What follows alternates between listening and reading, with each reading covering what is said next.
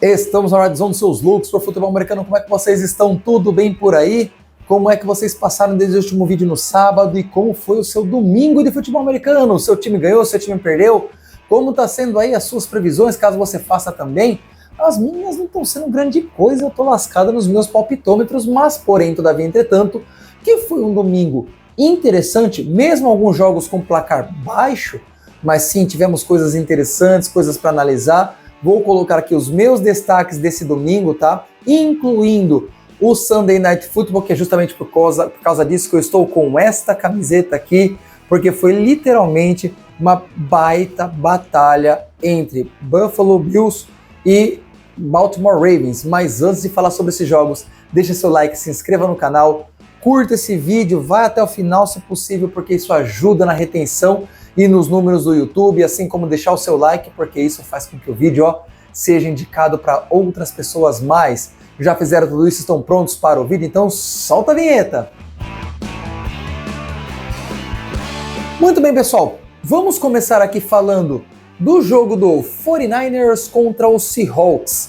Minha primeira previsão furada aí, hein? Vou falar mais aqui de previsão furada do que de acertada, até porque dos jogos destaque aqui, talvez eu tivesse errado todos por detalhe, tá? Mas o 49ers, se você for lá no meu vídeo de previsão, eu coloquei vitória do Seahawks, mesmo com uma vitória apertada, porque o jogo tinha o fator casa, mas tá certo, o Brock Purdy tá em seu terceiro pro quarto ano no time, e até hoje nunca perdeu um jogo para o Seahawks jogando no Lumen Field. Já perdeu em casa, né, no Levi, mas no Lumen Field ainda não perdeu para o Seahawks.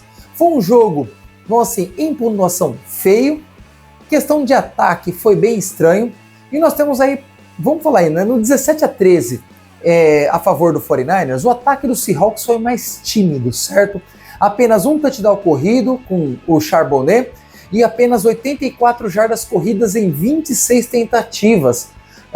Parece que eles estão querendo tirar aí a bola das mãos de Sam Darnold, que teve apenas 150 jardas lançadas. Isso porque eu não estou descontando as jardas que eles perdem nos números com os sacks que eles sofreram. Tá certo que o Sam Darnold sofreu apenas um único sack, o sack final que garantiu a vitória para o 49ers.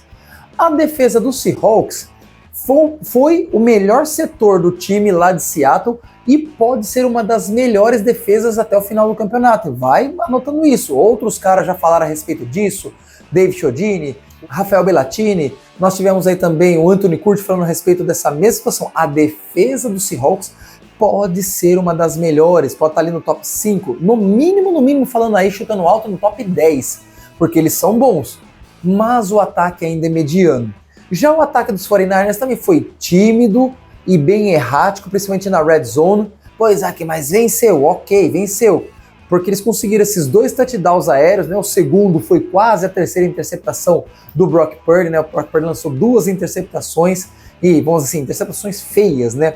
Ele jogou no miolo de um jogador marcado com marcação dupla, com marcação tripla, e isso pesa um pouquinho na conta dele. Mas ele ainda pôs a bola debaixo do braço e foi para cima. Tá certo que quase foi interceptado, mas conseguimos ali com o Tonges, não sei como pronunciar o nome dele direito, tight end aí totalmente desconhecido, mas que foi o salvador da pátria nesse jogo lá em Seattle. Só que dentre os dois times, o 49ers foi quem teve um bom equilíbrio entre passe e corrida, diferente do Seahawks, que teve mais disparate entre jogo passado e jogo corrido, e mesmo assim números pequenos, né? O 49ers foi o que teve maior quantidade de jardas dos dois lados, 277 jardas aéreas, 119 jardas terrestres, mas ainda assim foi uma vitória culposa, tá? Foi o Tomás, que esteve na live do Velho Garimpeiro, ele falou que foi uma vitória culposa, que parecia que ninguém queria ganhar de fato. E a defesa do 49ers, né, relativamente bem, mas contra um ataque meio caquético, pelo menos aparentemente nesse primeiro jogo é mais caquético, com um quarterback mais inferior, apesar do ano passado ter sido muito bom. Então ainda tem que melhorar um bom bocado de coisas ali, só que Nick Bosa foi o herói com o strip sack final em cima do Sam Darnold, só que vamos lá, a defesa pouco pressionou Sam Darnold, o que é meio que a chave para você conseguir tirar ainda mais vantagem do Sam Darnold. Quanto mais pressionado, mais fantasmas ele vê. Então tem que verificar isso. E o Special Teams do 49ers, né? Fire Jake Moody.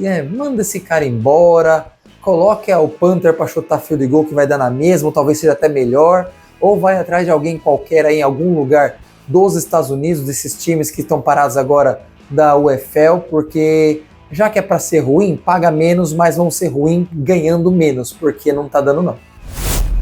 Segundo jogo de destaque aqui, Buccaneers 23, Falcons 20. Apesar da baixa quantidade de pontos,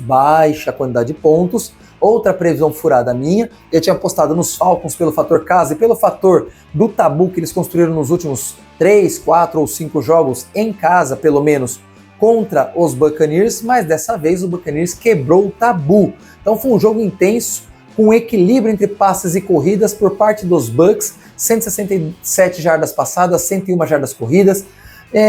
Equilíbrio que não aconteceu tanto do lado dos Falcons, né? 298 jardas aéreas para o Michael Penix Jr. contra 69 corridas, com o Bijan Robinson tendo aí aproximadamente 24 jardas corridas contra 100 jardas recebidas, inclusive um touchdown de mais de 50 jardas, que foi o primeiro touchdown do jogo.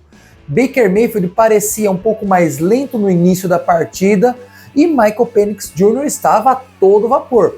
Então, o jogo foi interessante. O jogo de volta que vai ser lá em Tampa promete ser muito interessante e a divisão vai ficar entre esses dois mesmo, porque não consigo ver nem Saints nem Carolina Panthers conquistando o direito de ser chamado concorrente ao título da divisão da NFC Sul.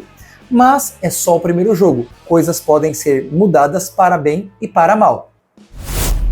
Vamos para o terceiro jogo aqui, Dolphins 8, Colts 33. Essa doeu e doeu bastante, foi uma outra previsão furada minha, com Tua jogando muito mal enquanto o rival Daniel Jones jogou de forma primorosa. Pra você ter uma ideia, o Tua Tagovailoa teve apenas 114 jardas lançadas, um touchdown, 2 interceptações contra 272 jardas passadas de Daniel Jones, sendo uma delas lançadas, sendo um touchdown lançado e ainda 2 touchdowns corridos pelo próprio Daniel Jones. Tyreek Hill ficou pistola na sideline, né? Pistolou lá, estava irritadinho, bravo e teve apenas 4 recepções e 40 jardas, pouquíssimo para um cara que vinha de 2 anos atrás, né? De números excelentes a ponto de chegar a ser cogitado para concorrer a pelo menos o prêmio de jogador de ataque do ano, e dessa vez ele está numa situação que eu acho que ele não fica no time até o final da temporada. Eu acho que na trade deadline ele sai para algum outro time. Então Miami está numa situação bem mais drástica do que eu imaginava, e eu creio que o jogo de ontem foi a prova cabal de que Mike McDaniel perdeu o vestiário e os Dolphins estão à deriva. O capitão já não existe mais e o navio está afundando. Paciência, torcedores. Era para ter sido feita a mudança logo ao final da temporada passada, ela não foi feita. Agora tem que aguentar. Paciência. Titans e Broncos. Esse foi um que eu acertei, mas pensa num jogo que foi cheio de muitos erros de ambos os lados, mas nem por isso foi um jogo ruim. Eu acho que os erros acabaram dando um pouquinho de emoção a mais pro jogo, pelo menos não para quem é torcedor nem de Titans nem de Broncos, tá? Para quem é fã de NFL simplesmente, o que deu um certo ânimo no jogo. Tá? Bo Nix teve touchdown lançado, mas também lançou 2 interceptações, só que os Broncos tiveram um jogo muito mais equilibrado entre corrida e passada. Foram 176 jardas passadas e 151 jardas corridas e um touchdown de J.K. Dobbins. J.K. Dobbins voltou a marcar touchdown. Courtland Sutton foi o destaque entre os recebedores do Denver e teve 61 jardas e um touchdown. Do outro lado nós tivemos apenas 183 jardas totais, se não descontarmos as 50 jardas perdidas com sacks em cima de Cam Ward. Ok, Cam Ward é novato, bem-vindo à NFL. Cam Ward é assim que você vai ser tratado pelas DLs adversárias, porém, todavia, entretanto, ele não foi de todo ruim, mas tem muita coisa a ser melhorada no time e o time tá bem ruim, tá? Então eu não estranharia se ele fosse novamente ali dentro do top 5 das escolhas de draft 2026. E para finalizar, a batalha épica que foi esse primeiro jogo de Sunday Night Football com o time do Baltimore Ravens tomando uma virada, né, tomando aí 22 pontos no último quarto, tá certo. Teve fumble que acabou ajudando, que foi o fumble Derrick Henry, mas Derrick Henry isenta de qualquer culpa, até mesmo o Lamar Jackson. Já teve gente na internet colocando que ele é pipoqueiro, que não consegue ganhar jogo. Sinto muito, as chamadas não colaboraram para ele. Isaac, mas ele é quarterback de elite, não é? Então ele tem que pelo menos saber sair dessas situações. Até quarterbacks elite sofrem. Vocês assistiram o Chargers dando uma sova ali nos Chiefs aqui em São Paulo. E o Patrick Mahomes apanhou feio no Super Bowl, já não estava muito bem protegido na temporada regular, venceu muitos jogos por uma única posse curta, o que é uma certa sorte dentro da NFL. E com o Lamar Jackson não é diferente. Se as chamadas não são boas e o ataque está atento a isso, o ataque não, a defesa está atento a essas, vamos assim, essa falta de criatividade em momentos muito mais conservadores, precisou de mais inteligência de Jim Harbaugh e companhia limitada nas chamadas das jogadas. Lamar Jackson teve um jogo de 209 jardas, 14 passes completados e 19, 2 touchdowns, e foi sacado 2 vezes, perda de 15 jardas. Derrick Henry correu 169 jardas, anotou 2 touchdowns. O outro touchdown foi anotado por Lamar Jackson por terra, que teve 70 jardas corridas. Ele não ficou só na corrida, ele concentrou as corridas nas mãos do Henry e também teve aí até bons números lançando a bola. Lógico, não tanto quanto Josh Allen, mas vamos falar dele daqui a pouco. E Zay Flowers foi o recebedor mais prolífico do jogo. Ele recebeu um dos touchdowns, o outro foi DeAndre Hopkins. Olha, o DeAndre Hopkins ainda tá vivo, hein? E contribuindo de certa forma para o time, tá certo? Foram apenas 2 recepções, 35 jardas, mais um touchdown. E o Zay Flowers, 7 recepções em 9 tentativas, 143 jardas, dos 20,4 jardas por carregada, por recepção. O menino jogou bem pra caramba, jogou como nunca, mas foi insuficiente porque depois a defesa não conseguiu dar conta do ataque do Buffalo Bills, que aí teve Josh Allen com 33 passes completados de 46 tentados, 394 jardas aéreas, 2 touchdowns, foi sacado apenas uma vez para perda de 5 jardas apenas. O jogo corrido foi assim um pouco mais para baixo, né? Só 108 jardas, mais bem distribuídas entre os corredores.